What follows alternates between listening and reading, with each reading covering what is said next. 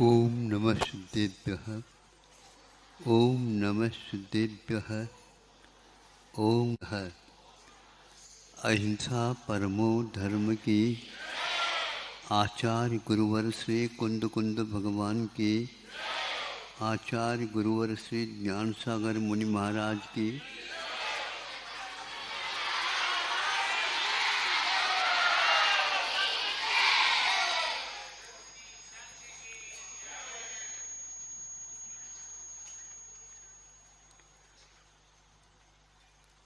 आप लोग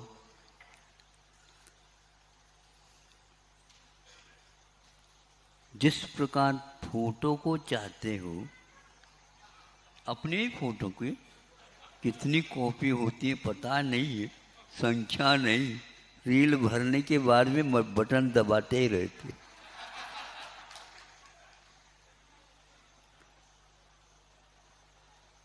जितने फोटो को आप चाहते हो, अपने फोटो को भी बहुत अच्छे ढंग से देखना चाहते हो, उसी प्रकार आपका दूसरा और एक फोटो है, याद है आपको? उसको भी देखने के लिए प्रयास करना चाहिए, क्योंकि वह एक ऐसा फोटो है हमेशा हमेशा के लिए आपको इन सब फोटो से दूर रखती थी।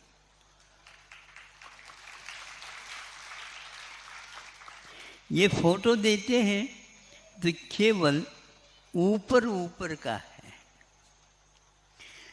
बचपन में मान लो फोटो लिया, युवावस्था में फोटो ले लिया, प्रौढ़ावस्था में फोटो ले लिया, वृद्धावस्था में फोटो ले लिया, जाने की तैयारी हो गई उस समय में भी फोटो हो गया। अब इन सब में आप तुलना करो, आप परिवर्तित होते गए हैं। पहले की अपेक्षा दूसरे वोट अच्छा भला लगेगा, लेकिन जैसे जैसे आपका ढलान होगा वैसे वैसे भैया अब तो ये अच्छा नहीं लगता, दूसरा नया मिल जाए तो अच्छा है। इसलिए भगवान को कई लोग याद करते हैं, क्योंकि भगवान जहाँ भेजेंगे वहीं पर हमें ये फोटो मिलने वाला है। देखो यह परिवर्तन हो गया, किंतु जब आपका भीतर के बारे में कुछ हलचली मच जाती है, उस समय क्या होता है? किसी को कहा कि आपको अभी तो कुछ नहीं है, लेकिन असाध्य रोग होने वाला है, होने वाला है। इसको सुन करके ही अब ये साध्य कैसा हो जाए, इसकी चिकित्सा जल्दी हो जाए, इसके लिए सफलता मिल जाए और हम बहुत अच्छा लगेगा हमें, फिर कुछ धर्म कर्म भी हम करने लग जाएंगे। बहुत अच्छा है, किसी भी प्रकार से आप धर्म कर्म की ओर लग जाते हो तो अच्छा है। अब बाहरी फोटो से तो आप परिचित हो गए, जब ये रोग की बात आ गई उस समय वो कौन से फोटो लेते हैं? एक्स-रे। एक्स मैंने XYZ होता है और रे मैंने किरण होता है। केवल किरण बहुत है। उस किरण में क्या आता है? जो बाहर आता है वो कुछ भी नहीं आता। आपको लगेगा मैं हूं क्या? नहीं, यदि हूं तो यहां कुछ देखने को नहीं मिल रहा है।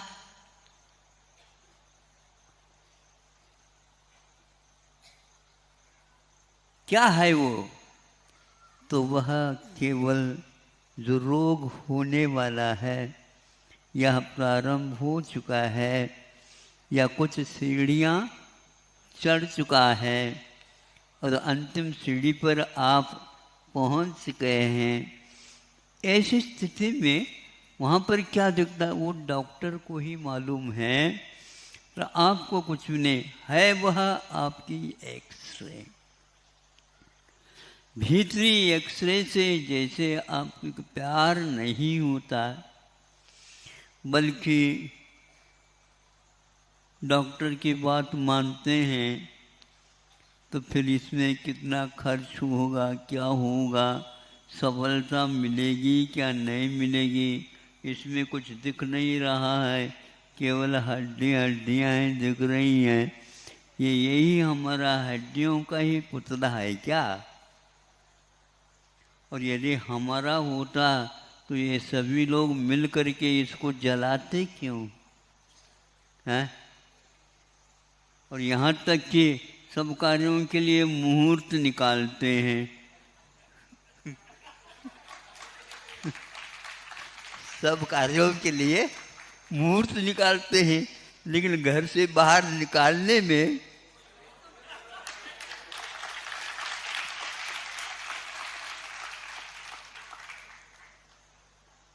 वह देखता भी नहीं।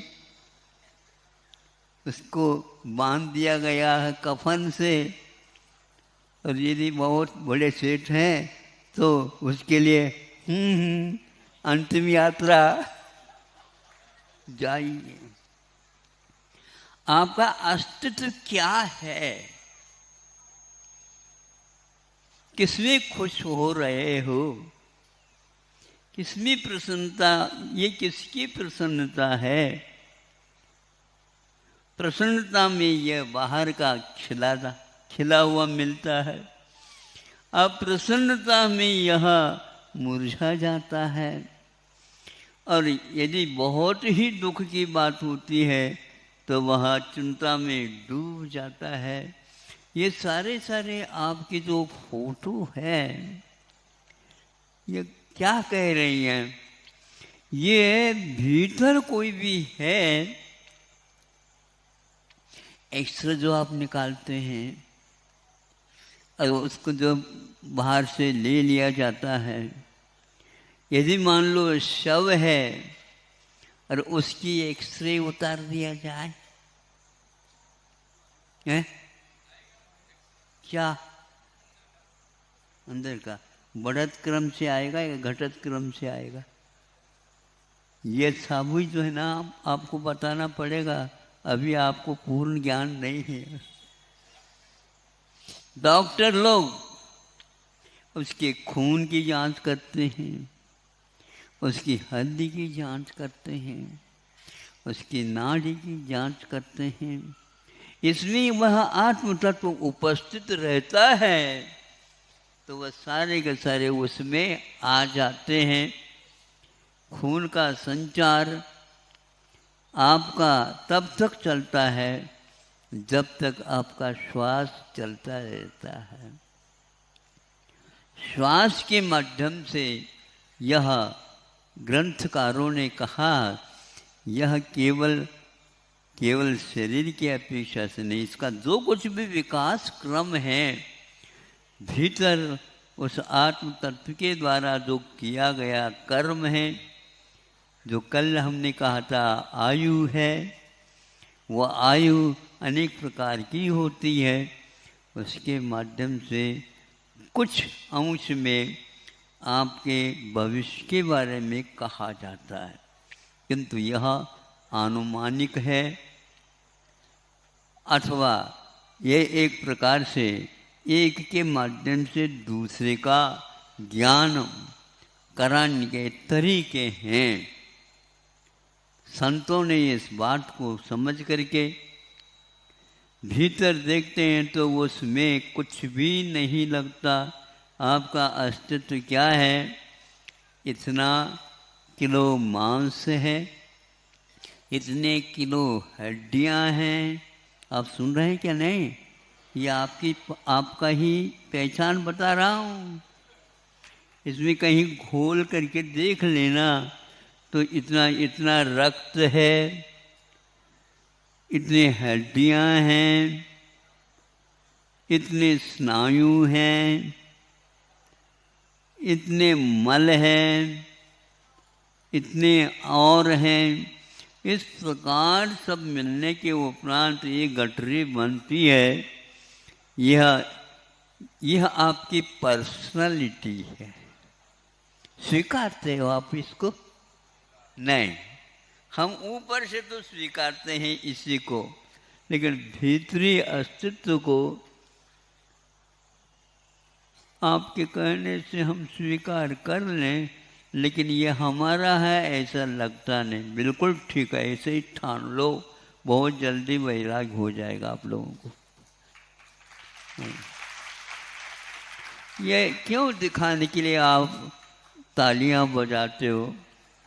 इनको जल्दी वैराग्य होना है ही नहीं, फिर भी मैं कह रहा हूँ हो जाए तो ठीक है।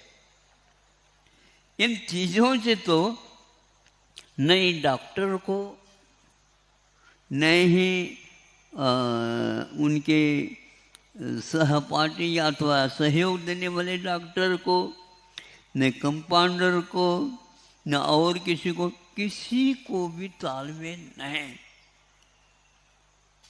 ऐसा क्यों हो रहा? उनका ज्ञान गलत है क्या? गलत कुछ भी नहीं है, मान्यता में गलत है। वह मान्यता क्या है?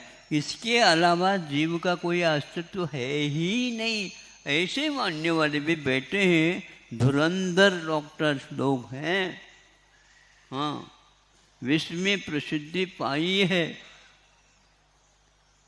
लेकिन इसके बावजूद जीव का अस्तित्व अपने आप सिद्ध होता है।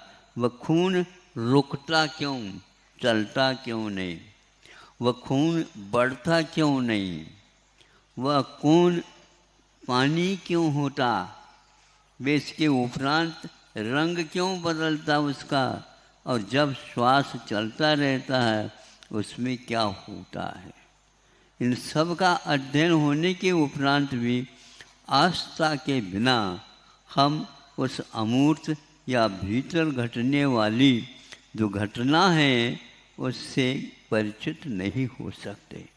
जैसे जैसे यह विश्वास बढ़ता है, एक तरफ संसार हो और एक तरफ आप हो, फिर भी आपको संसार की बात समझ में नहीं आती, क्योंकि यह पुनरावृत्ति के साथ हो रही है।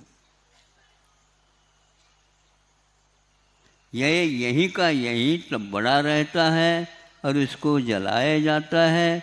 तीसरे दिन राख बच गई हो तो उसको इकट्ठा कर लिया जाता है, वहीं पर क्षिप्रा नदी में बना दिया जाता है या और कोई भी नदी में कर दिया जाता है। आजकल का तो 13वीं और 14वीं में सब एक ही दिन हो जाता है। और ऐसे जल्दी जल्दी ऐसे साधन सामग्री है जिसके द्वारा आपका कुछ राख भी बच नहीं सकता। एक सेकंड में बिजली का खपत बहुत हो रही है, उसकी बड़ी आवश्यकता है। लेकिन वह राख किसकी बनी है हमें बताओ? आत्मा की नहीं। वह चला गया,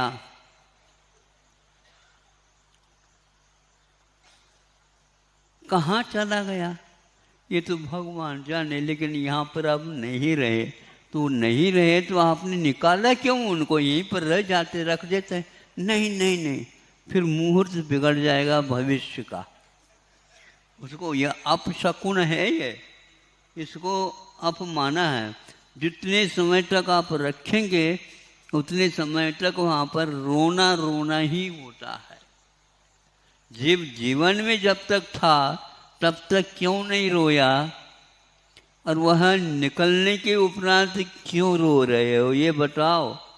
निकल गया, अपना छोड़ गया और अपना परिचय वो छोड़ गया, और बहुत दिन के बाद में भी वह लौट करके नहीं आता है।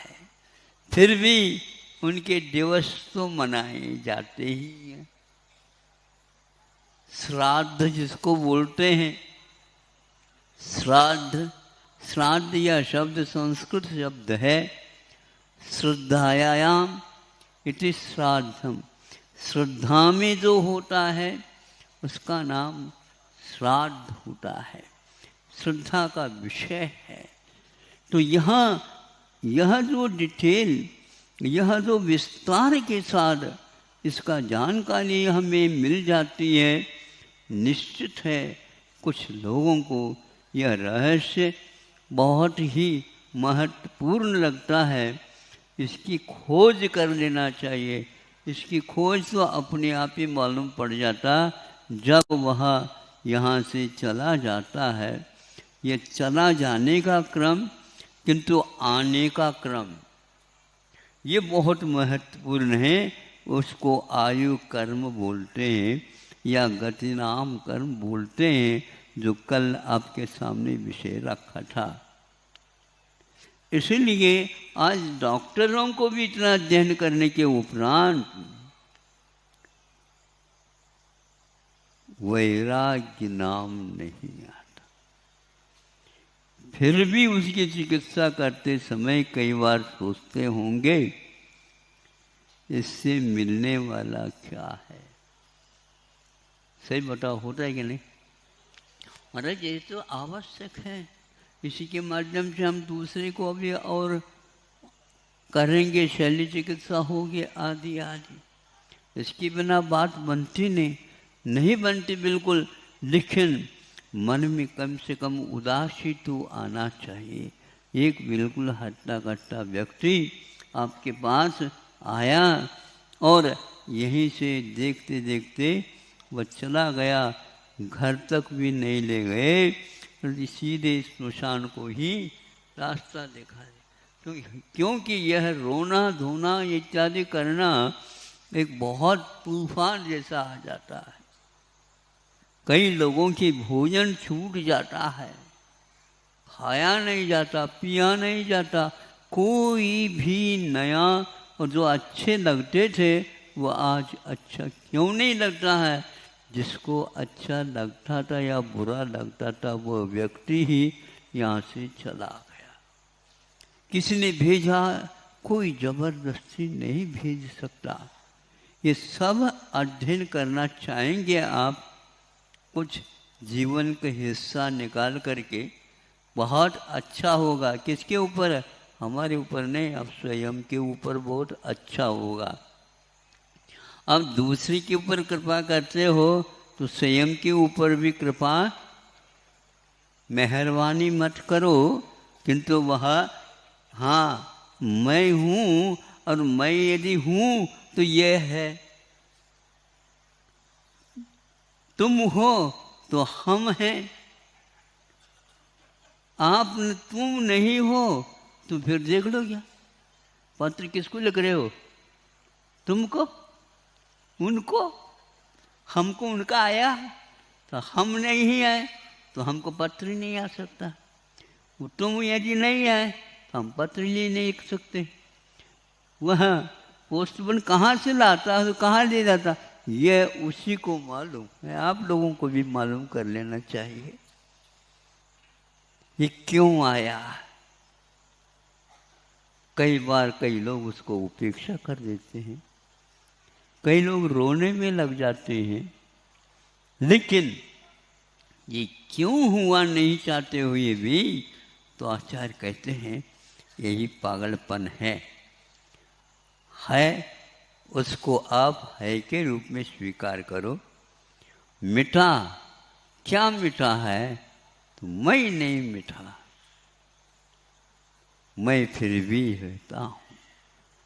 कई बार इस रहस्य को दिखाने के लिए ये किया जाता है, देखो देवगति में जा करके वहाँ से कुछ न कुछ संबंध जोड़ते हो तो यहाँ पर अभी अर्थी उठाई भी नहीं गई वह, और वह वहाँ से देख रहा है किसकी अर्थी।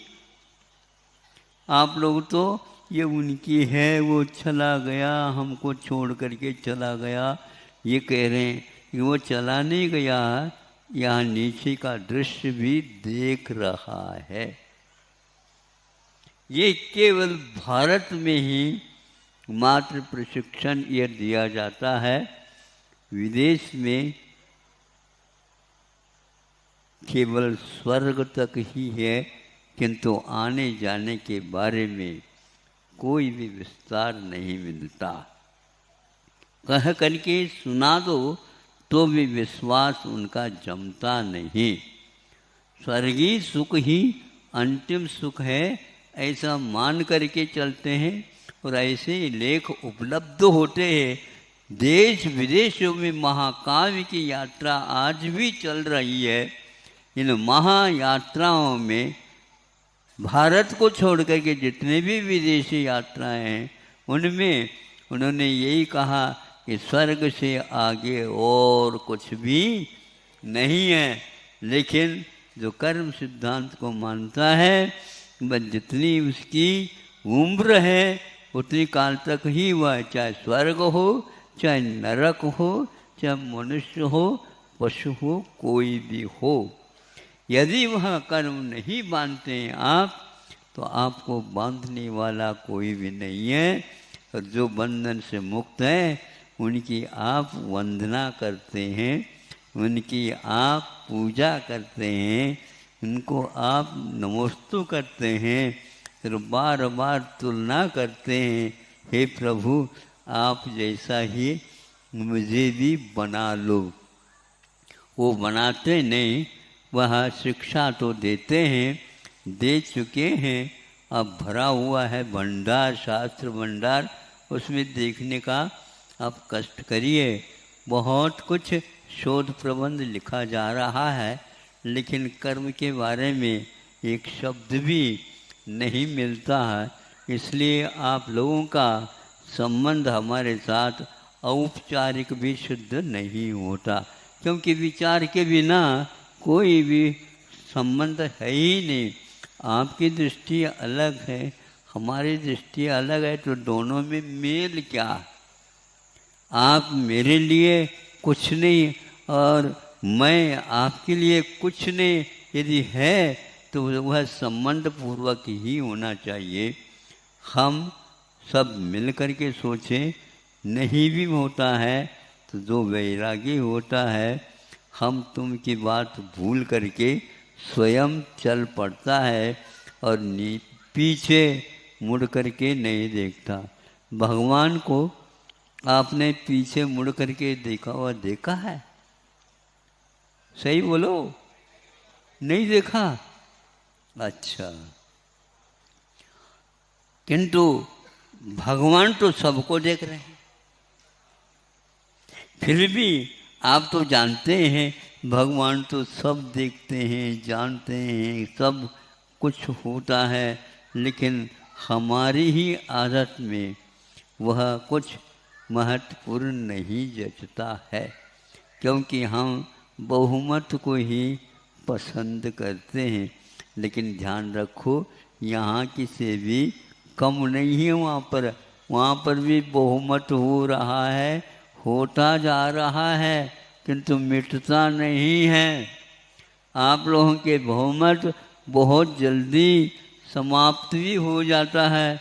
एक ही बार में मान लो कोई मक्खी बन जाए, जन्म लेकर के उड़ जाए, खाली खाली रहेगी। उनका ऐसा है ही नहीं। इसलिए कैमरे के माध्यम से, एक्सरे के माध्यम से, डीप एक्सरे के माध्यम से, और भी कोई एक्सरे आ गई है, सोनोग्राफी आ जाती है, अच्छा MRI आ गई है, सिटी स्कैन है। हाँ सुनते हो, एक ही बात बना करके हम बता देते हैं। सिटी स्कैन क्या है? एक्सरे के माध्यम से शरीर के ऊपर जो प्रभाव पड़ता है, रे वो पहुँचते है, वहाँ जलाती है, किसे जलाती है, उसका प्रभाव जितना पड़ता है सिटी स्कैन के माध्यम से, उसको निकालने के बाद रिपोर्ट वहीं पर रखा गया है जो, और सिटी स्कैन निकालो, फिर बाद में सब मालूम पड़ जाएगा। तो निकाला गया। तो कहा गया है जो प्रभाव एक्सरे का पड़ा आपके शरीर के ऊपर, आपके पेट के ऊपर आदि आदि, तो सिटी स्कैन लेते हैं तो 1000 गुना सिटी स्कैन का प्रभाव आपके शरीर के ऊपर पड़ा है। इसलिए बार बार सिटी स्कैन करने के मूड में मत हो, नहीं तो मुल्क बहुत गुना। ऐसे ही आगे और यंत्र आ रहे हैं, आने की संभावना है, क्योंकि जो आ रहे हैं, आ गए हैं, वो सब कम शक्ति वाले रह गए, सिद्ध हो गए। आगे का और कदम देखो तो आगे क्या होने वाला है ये कुछ भी नहीं कहा जा सकता। ये सब बाहरी वृत्तांत आपके सामने रखा, किंतु इन सब चपेटों से दूर कोई भी प्रभाव यंत्र का आत्मा के ऊपर नहीं पड़ता। इसका विश्वास करना चाहो तो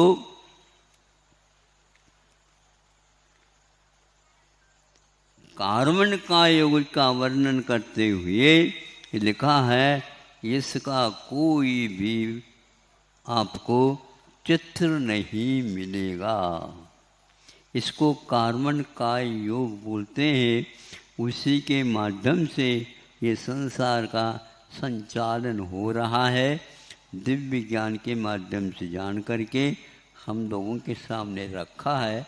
जिसको इसके ऊपर आस्था होती है वही इसके बारे में बार बार सोचता है और आगे कदम रखता जाता है। अहिंसा परमो धर्म।